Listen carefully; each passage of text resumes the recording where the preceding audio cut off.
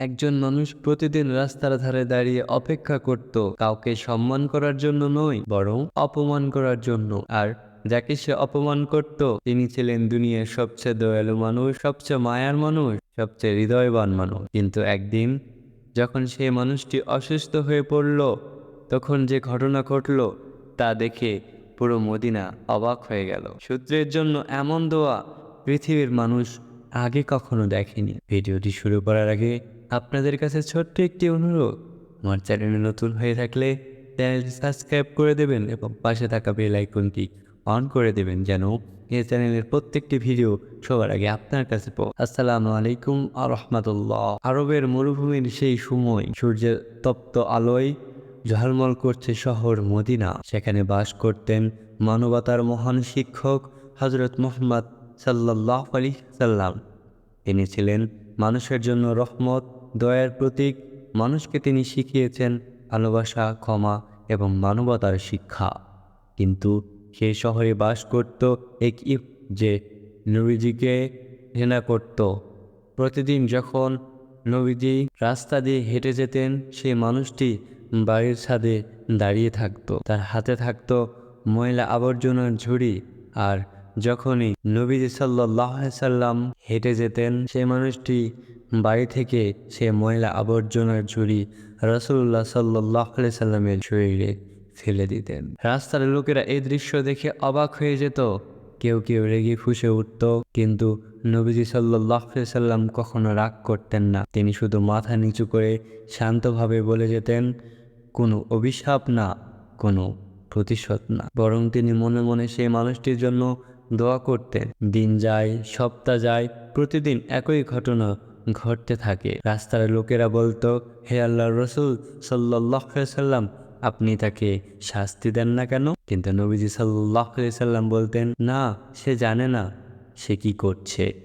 এই কথাগুলো শুনে সবাই অবাক হয়ে যেত, কারণ এমন ধৈর্য, এমন ক্ষমা সাধারণ মানুষের পক্ষে সম্ভব নয়। একদিন সকালে নবীজি সাল্লাল্লাহু আলাইহি সাল্লাম সে একই রাস্তা দিয়ে যাচ্ছিলেন, কিন্তু আজ অদ্ভুত কিছু হলো। আজ কোনো ময়লা রাসূলুল্লাহ সাল্লাল্লাহু আলাইহি সাল্লামের শরীরে পড়ল না। নবীজি সাল্লাল্লাহু আলাইহি সাল্লাম থেমে গেলেন। তিনি ভাবলেন, আজ সে মানুষটি কোথায়? তিনি আশেপাশের লোকদের জিজ্ঞাসা করলেন। তারা বলল, সে খুব অসুস্থ, কয়েকদিন ধরে বিছানায় পড়ে আছে। এ কথা শুনে নবীজি সাল্লাল্লাহু আলাইহি সাল্লাম যা করলেন তা শুনলে মানুষের চোখে পানি চলে আসে।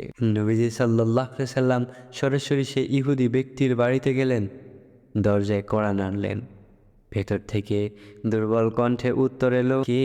নবীজি সাল্লাল্লাহু আলাইহি সাল্লাম বললেন, আমি মুহাম্মদ সাল্লাল্লাহু আলাইহি সাল্লাম। লোকটি অবাক হয়ে গেল। সে ভাবল, আজ নিশ্চয় তিনি প্রতিশোধ নিতে এসেছেন।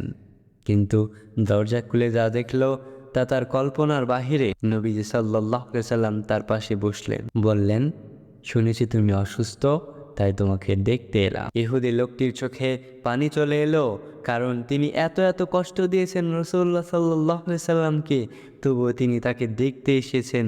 সে কাপা কণ্ঠে বলল, আমি তো প্রতিদিন আপনাকে অপমান করেছি, আপনাকে কষ্ট দিয়েছি, আপনি আমাকে দেখতে এলেন কেন?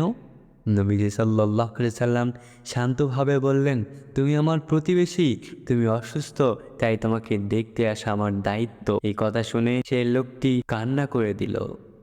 তার কান্না কিছুতেই থামছিল না, তার হৃদয় নরম হয়ে গেল। সে বুঝতে পারল এই মানুষটি সাধারণ কেউ নন, তিনি সত্যি মহান। লোকটি বলল, এমন চরিত্র কখনো মিথ্যা মানুষের হতে পারে না। তারপর সে বলল, আমি সাক্ষ্য দিচ্ছি আল্লাহ ছাড়া কোনো ইলাহ নেই এবং মুহাম্মদ সাল্লাল্লাহু আলাইহি সাল্লাম আল্লাহর প্রেরিত রাসূল। এইভাবে এক সূত্রের হৃদয় দয়ের মাধ্যমে পরিবর্তিত হয়ে গেল। আমার প্রিয় দর্শক শ্রোতাগণ, এই গল্প আমাদের কি শেখায়? এই গল্প আমাদের শেখায় ধৈর্য মানুষের সবচেয়ে বড় শক্তি, ক্ষমা মানুষের হৃদয় পরিবর্তন করতে পারে, ভালোবাসা দিয়ে শত্রুকেও বন্ধু বানানো যায়। আর এই মহান চরিত্রের উদাহরণ দিয়েছেন রাসূলুল্লাহ সাল্লাল্লাহু আলাইহি সাল্লাম নিজে। রাসূলুল্লাহ সাল্লাল্লাহু আলাইহি সাল্লাম কখনো শত্রুকে অপমান করতেন না, শত্রুকে আঘাত করতেন না, বরং শত্রুর জন্য দোয়া করতেন।